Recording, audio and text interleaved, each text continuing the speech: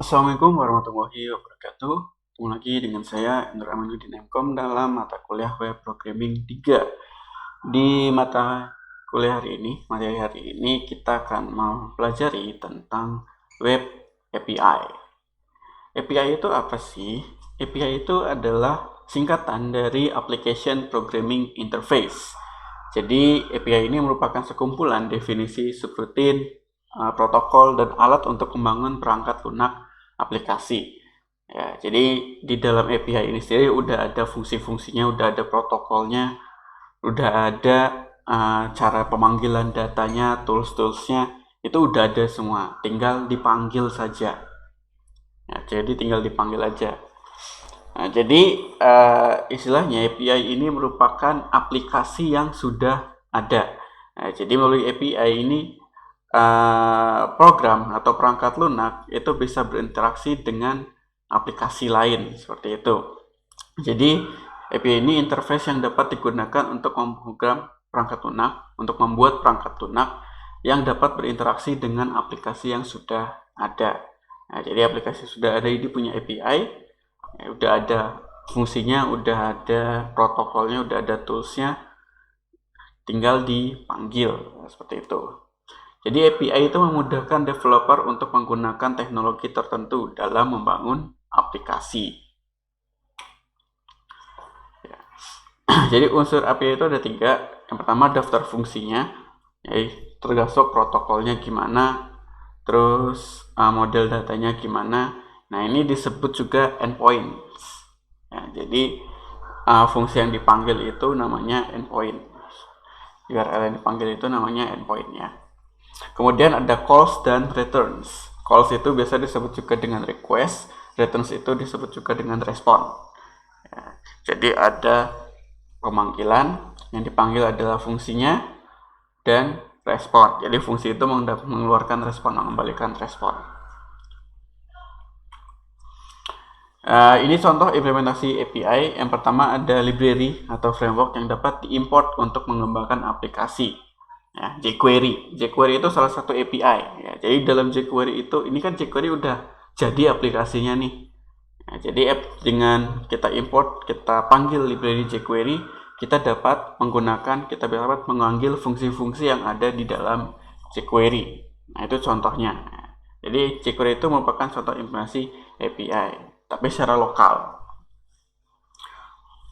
Walaupun sekarang jQuery juga bisa digunakan secara remote, tapi kebanyakan tetap masih lokal ya. Interface OS antara aplikasi dan OS yaitu ada POSIX, macOS API, dan Windows API ya. Jadi contohnya ketika kita membuat program desktop ya, kalau kita buat program desktop itu kan ada untuk membuat interface dia Windows kah atau macOS kah. Nah, itu dia sebenarnya menggunakan API dari si Windows atau macOS-nya itu sendiri. Jadi API dari si OS-nya, itu contohnya.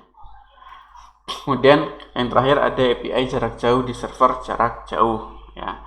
Disebut juga dengan web API. Jadi kita bisa mengakses nggak di lokal tapi lewat jarak jauh.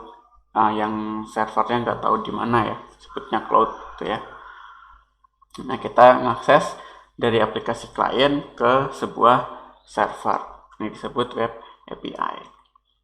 Jadi web API ini atau remote API ini adalah interface sisi server ya. Jadi dia API ini ada di sisi server yang memungkinkan aplikasi klien untuk berkomunikasi dengan server. Nah, jadi dia ini bisa memiliki satu atau lebih endpoint yang terbuka secara publik. Jadi endpoint itu harus bisa diakses secara publik. Ya, jadi nggak cuma lewat aplikasi tertentu gitu.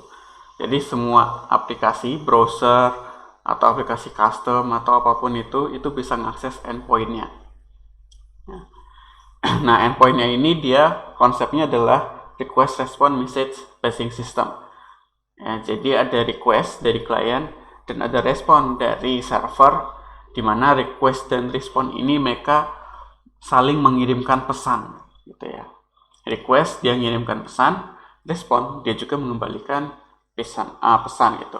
di message passing system. Terus menggunakan jaringan, sekarang kan jaringan internet ya yang paling sering untuk menyediakan layanannya. Tapi nggak semuanya jaringan internet ya. Jaringan lokalan itu juga bisa. Jaringan misalkan kita dalam satu wifi itu juga masih disebut dalam jaringan. Intinya remote, bukan dalam komputer itu sendiri. Jadi istilah lainnya itu ya web service. Web APIs itu bisa juga disebut dengan web service. Tapi kalian harus bedakan API dan web service itu berbeda. Ya, jadi semua web service itu disebut API, tapi nggak semua API itu disebut juga web service ya. Seperti ini. Ya kan, jQuery itu dia bukan web service, tapi dia API. Nah itu yang perlu dibedakan ya. Terus net protocols. Jadi protokol pertukaran data itu yang dibutuhkan ada API, IP address, alamat untuk mengirimkan request dan mendapatkan responnya. TCP, yang ini sebenarnya pembahasan di server ya. Networking jaringan. TCP, kontrol transmisi antar aplikasi melalui bukan API ya, melalui IP address ini. Coba dulu melalui IP address. Kemudian HTTP, protokol pada layar aplikasi. Jadi di layar aplikasi itu pertukaran datanya yang terjadi itu ada HTTP. Kemudian HTTPS untuk pengamanan si protokol HTTP-nya ini. Nah, jadi URL ya, yang kita buat itu gabungan dari protokol, address, port, dan directory di servernya, path on servernya, disebut URI gitu ya, bukan URL. Jadi ada URL, ada URI. Kalau URI itu yang sampai ke path servernya. Tapi biasanya sih istilahnya sama, hampir sama. Jadi contohnya seperti ini. Jadi ada protokolnya HTTPS ya, address, alamatnya ini, .com, ada portnya 8080. Nah, path-nya ini sampai dari API sampai ini belakang thread ini. Nah, ini URI-nya ini. Nah, URL itu full. Nah, makanya kalau kalian pernah pakai CodeIgniter ngambil ada fungsi URI-nya, itu dia cuma ngambil yang di belakang sini setelah nama domainnya sama portnya. Gitu ya. Bedanya dikit. Terus ini adalah contoh pengimplementasian web service ya. Jadi kita punya satu server dan banyak endpoint. Nah, jadi semua aplikasi, baik itu di desktop, mobile app, server lainnya, atau smart teapot, atau smart AC, smart apapun itu ya, smart TV, semua aplikasi itu mereka bisa melakukan request, permintaan ke server, ke web server. Nah, web server itu dia akan mengakses data database, gitu ya, layaknya web server pada umumnya gitu ya. Kemudian melalui endpoint ini mereka mereka mengirimkan respon. Jadi ada pesannya di dalam respon itu ke si peminta atau si request gitu ya. Jadi kalau misalkan desktop apps, mobile apps itu mereka requestnya endpoint yang sama, ya data yang mereka dapatkan juga hasilnya sama. Keuntungannya tentu saja kita nggak perlu bikin dua aplikasi server yang berbeda. Nah, jadi desktop apps ini web servernya ini, database-nya ini, mobile apps ini web servernya ini, database-nya ini, enggak. Cukup satu web server, satu database, satu kumpulan database gitu ya. Dan bisa berkomunikasi. Terus misalkan kita mau bikin aplikasi lainnya di server lain gitu. Nah, itu masing-masing server ya bisa saling berkomunikasi antara server satu dengan server yang lain. Nah, jadi kuncinya lewat endpoint ini. Nah, jadi mengakses endpoint yang sama, datanya juga mereka dapatkan sama. Jadi desktop app kita mengakses misalkan halaman produk. Halaman produk, mereka dapatnya 5 produk. Di mobile apps juga dapatnya 5 produk, ya, karena endpointnya sama. Jadi ini contoh implementasinya. Jadi dengan web service kita bisa dengan mudah membuat banyak aplikasi di berbagai platform ya, dengan cukup satu web server, satu database. Nah, jadi di sini sebenarnya kita buat dua bukan dua sih, dua tipe ya, dua tipe aplikasi, dua tipe. Jadi ada tipe web servernya dan tipe kliennya. Kliennya ini yang jenisnya banyak, ada yang desktop, ada mobile, ada server lain, atau ada hardware misalkan smart keyboard, smart TV dan lain-lain. Nah, kliennya ini tipenya banyak, servernya ya ini aja, udah satu aja gitu. Kemudian untuk tipe web service itu ada dua, SOAP dan REST. SOAP itu kepanjangannya adalah Simple Object Access Protocol. Kalau REST itu Representational State Transfer. Jadi ini perbedaannya antara SOAP dan REST. Kalau SOAP itu dia XML base. Ya, jadi dia berbasis XML. Untuk pesan-pesan yang dikirimkannya itu dia berbasis XML. Nah, kalau REST dia berbasis arsitektur. Nah, jadi bedanya kalau REST itu dia arsitektur. Jadi misalkan kita request barang. Nah, barang, di dalam barang itu ada detail. Dalam detail itu dia manggil ID. Kemudian barang, di bawahnya lagi selain detail ada update. Di dalamnya lagi ada create dan lain-lain. Jadi arsitektural. Terus SOAP itu dia datanya menggunakan WSDL. WSDL ini sebenarnya XML juga, tapi dia datanya itu lebih rumit dibaca dibandingkan XML. Jadi udah apa ya? Selain data XML, dia juga udah ada pengaturan-pengaturan untuk komunikasinya. Nah, kalau REST dia itu cukup menggunakan XML versi standar atau JSON yang sering-sering dipakai untuk mengirimkan dan menyimpan menerima data. Terus kalau SOAP dia itu untuk memanggil API-nya, service-nya atau metode lainnya di tempat lain, di remote API-nya itu menggunakan RPC method. Nah, jadi konsep RPC method ini kayak kita menjalankan aplikasi di klien, dia memanggil fungsi. Nah, fungsi ini dia berada di tempat lain, misalkan di komputer server gitu ya. Jadi dia berada di komputer server. Tapi kita bisa langsung manggil lewat RPC method ini. Nah, jadi seakan-akan aplikasi ini yang menjalankan fungsi yang ada di server tersebut.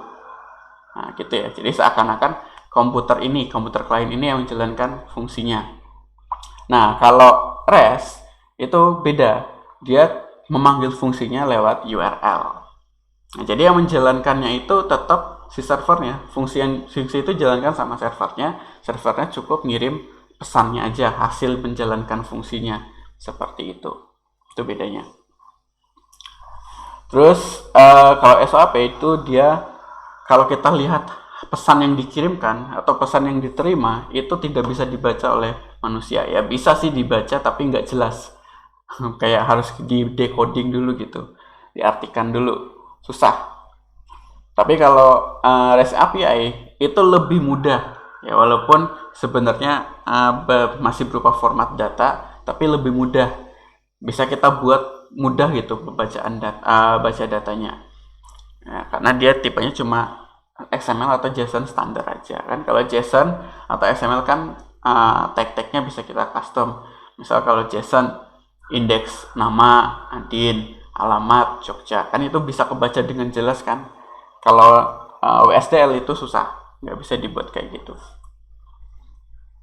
Terus kalau SOAP transfernya itu menggunakan HTTP, tapi juga bisa menggunakan protokol yang lain. Ada SMTP untuk emailnya, FTP untuk file transfernya, dan lain-lain. Tapi kalau REST API dia cuma HTTP. Nah, terus kalau SOAP itu susah diimplementasikan di JavaScript. Nah, jadi dia bisa diimplementasikan menggunakan Java biasanya. Kalau REST itu gampang sekali diimplementasikan menggunakan JavaScript. Terus kalau SOAP itu performanya lebih rendah, nggak sebagus performa dari REST karena dia penggunaan CPU-nya itu lebih dikit. Nah, jadi resource yang digunakan itu lebih dikit sehingga lebih cepat. Terus kodenya juga lebih simple gitu, lebih enak dibuat dibandingkan kode untuk SOAP.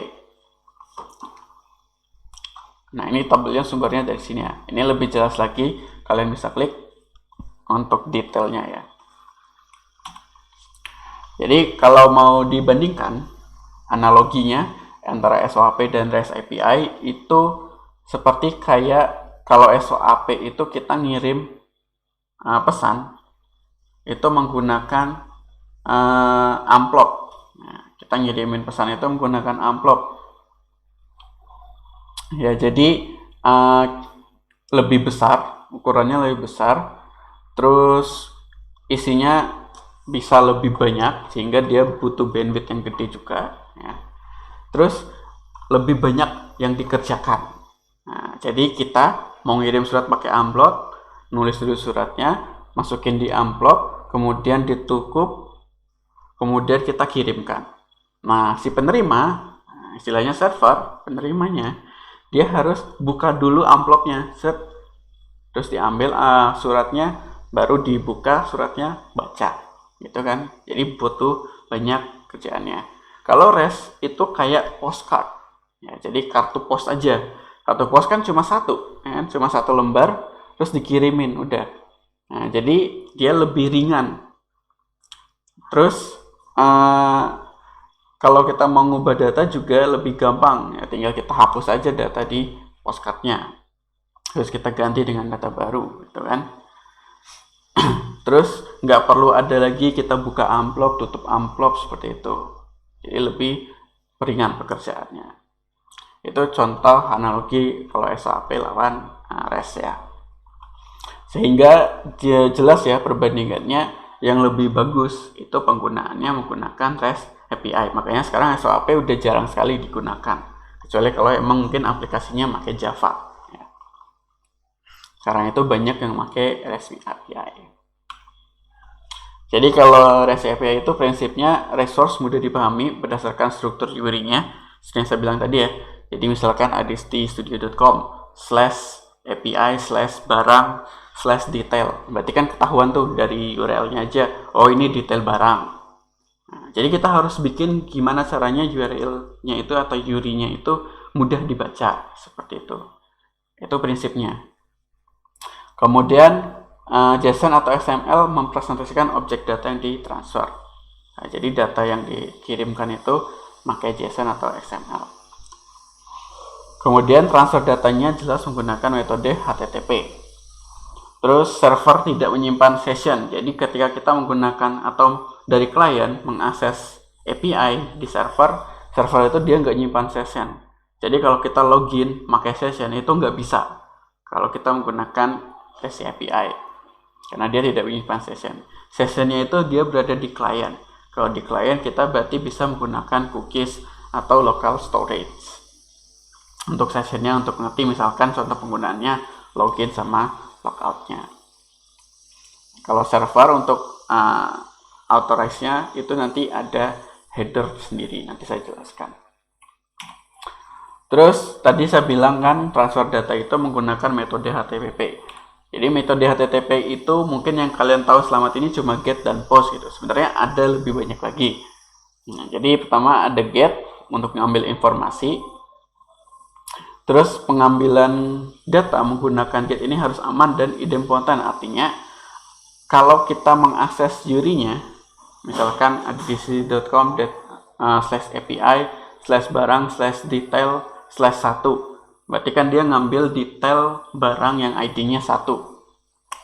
Mau diulang berapa kali pun, selama datanya belum diupdate ya, mau diulang berapa kali pun, terus mau diakses dari manapun, itu datanya hasilnya sama ya. Intinya fungsinya itu untuk mengambil detail barang yang ID-nya 1. Terus kalau post itu dia request atau metode HTTP untuk meminta resource di URI melakukan sesuatu dengan data yang disediakan atau dikirimkan. Nah, jadi dengan post kita sebenarnya bisa ngupdate, bisa insert data. Intinya gitu. Nah, jadi ada data yang dikirimkan, biasanya formatnya XML atau JSON, yang dikirimkan ke server oleh klien. Ini loh, saya punya data ini, tolong diurusin. Intinya gitu ya kalau ketika post. Nah, servernya itu ngurusin data itu. entah data itu disimpan, diinsert, atau diupdate, seperti itu. Jadi intinya post itu klien dia ngirimin data. Kalau get itu dia nggak ada pengiriman data. Paling data yang dikirimkan itu cuma parameter filter. Ya. Nah, coba cari data yang nama barangnya adalah Canon gitu misalkan. Coba cari data yang harganya di bawah 1 juta. Nah, jadi data yang dikirimkan cuma parameter. Tapi kalau post, data yang dikirimkan itu emang untuk data inputan formnya. Jadi untuk input atau update. Terus kalau put itu dia menyimpan data di URI-nya. Sama seperti post sebenarnya, dia ada data yang dikirimkan juga. Terus dia minta server itu menyimpan datanya. Tapi menyimpan data itu dia untuk memperbarui data. Nah, jadi sebenarnya di metode HTTP itu ada dua cara memperbarui data, ada put dan ada patch. Nah, kalau put dia membuat data baru, kemudian data lamanya dihapus. Nah, jadi cara memperbarui datanya seperti itu. Tapi kalau patch, dia nggak menghapus data lamanya, cukup langsung memperbarui data yang udah ada. Gitu. Jadi kalau put, sekali lagi, dia nyimpen data, jadi menyimpan data baru dengan menghapus data entry yang lama. Misalkan ada barang yang ID-nya 1, tolong diput data barang yang ID-nya 1. Nah, data barang yang ID 1 yang lama itu dihapus. Terus diganti dengan data barang ID 1 yang baru yang diput. Tapi kalau patch itu dia data ID barang yang data barang yang ID-nya 1, namanya aja yang dirubah dari adin jadi Ika misalkan. Seperti itu. Jadi cuma bidang tertentu aja, bagian tertentu aja yang diubah. Itu bedanya put dan patch. Jadi kalau get ngambil data, post itu untuk insert data, banyakan walaupun kita bisa update, tapi banyakan itu kita bisa pakai untuk insert. Kalau put itu untuk update data, patch juga untuk update data. Bedanya put dia akan remove data yang lama digantikan dengan data yang baru. Kalau patch dia langsung update bidang tertentunya. Terus kalau hapus kita pakai delete. Selain get, post, put, patch, delete, ada juga head, option, trace, dan connect. Kalau head itu dia sama kayak get, cuma nggak ada bodinya, nggak ada data yang dikirimkan, cuma headernya aja. Terus kalau option itu dia untuk mencek di server itu dia boleh menggunakan post, boleh menggunakan put, boleh menggunakan patch, delete atau enggak gitu. Kalau get biasanya nggak dicek. Terus ada trace dan connect. Kalau di CRUD-nya, ya, seperti yang saya jelaskan tadi ya, CRUD-nya itu kalau get itu untuk select, post itu untuk insert, put itu untuk update, delete itu untuk delete, kalau patch itu untuk update beberapa field aja, beberapa kolom aja. Kalau put dia update semuanya langsung. Gitu ya. Contohnya. Jadi sama kayak kita ngapus data sebelumnya, terus langsung update semuanya, baru insert baru. Tapi dengan ID yang sama. Terus untuk struktur request HTTP-nya sendiri, itu ada request lainnya, request header field, terus ada empty line, jadi ada baris kosongnya dulu, baru setelah baris kosong opsional ada pesannya. Nah, jadi pesan itu opsional. Kalau kita pakai post itu wajib, tapi kalau nggak pakai post itu opsional. Nah, misalkan get gitu ya, itu opsional. Nah, contohnya seperti ini. Jadi ini headernya, empty line, dan pesan yang dikirimkan. JSON yaitu nickname, namespacinator itu ya. Ini pesan yang dikirimkan. Tipenya JSON. Jadi request header ini ada banyak ya. Nah, ini nggak bisa saya jelaskan satu-satu semuanya. Contohnya ini ada accept charset, accept encoding, accept language, dan authorization. Nah, authorization ini yang mengidentifikasi klien ke server. Jadi klien itu berhak mengakses API itu atau tidak. Misalkan kalau kita mau akses transaksi, ya kan kita nggak mungkin nih saya misalkan user A transaksi mengakses transaksi user B itu nggak boleh kan. Nah, itu tidak bisa terautorisasi. Atau saya belum login nih tapi saya langsung mau akses list transaksi, itu juga nggak boleh, harus ada header authorization-nya. Nah, biasanya ini nanti sistemnya menggunakan token. Terus ini struktur untuk responnya, jadi ada status line, terus respon header, terus empty line, garis kosong gitu ya, kemudian message body-nya apa dari responnya. Contohnya gini. Nah, ini headernya, respon headernya, status line ya, status line, respon headernya, kemudian empty line sama data apa. Nah, ini juga datanya tipenya JSON.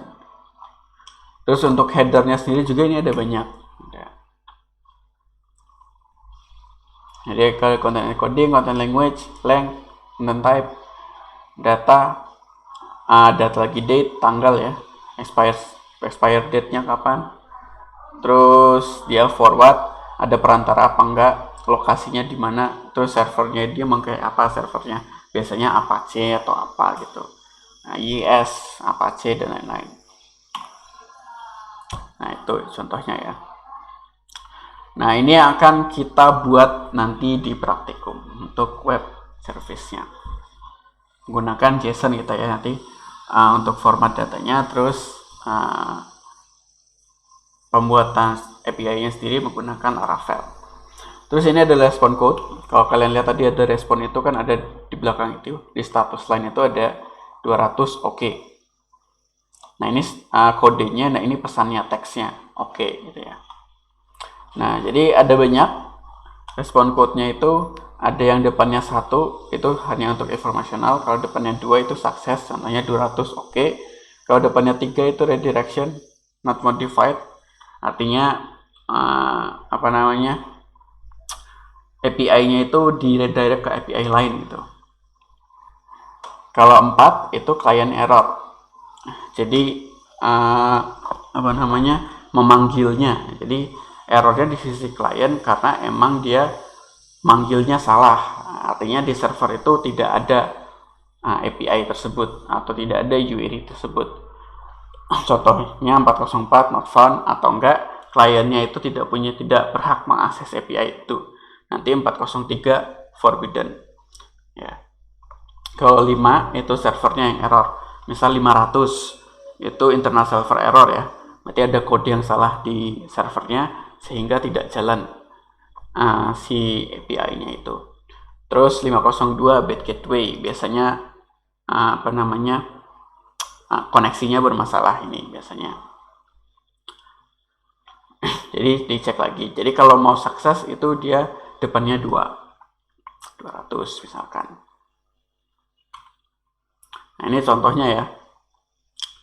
Ini 200, 304, 304, berarti dia kalau sini bukan redirection tapi dia not modified, artinya gambarnya tetap nggak dimodifikasi. Ini kan gambar ya. Nah, jadi dia 3, bukan redirection tapi yang not modified-nya. Nah, terus di sini ada option untuk ngecek tipenya apa gitu yang diterima. Biasanya kalau sebelum post itu nanti ada option. Kalau kita nanti requestnya menggunakan post itu dia 2 kali jalan. Ya, jadi option dulu dicek boleh apa enggak postnya. Kalau boleh baru lanjut ke post. Kalau enggak boleh biasanya berhenti di option nanti. Seperti itu. Nah, terus ini contoh kalau kita klik nanti kan ada general. Nih yang kita lihat ada respon headernya, request header, terus di bawah sini ada message-nya, pesannya. Biasa kita sebut body. Gitu. Oke, jadi itu materi hari ini. Semoga bisa dipahami. Jika ada pertanyaan jangan sungkan-sungkan untuk mengontak saya ya. Saya tutup. Assalamualaikum warahmatullahi wabarakatuh.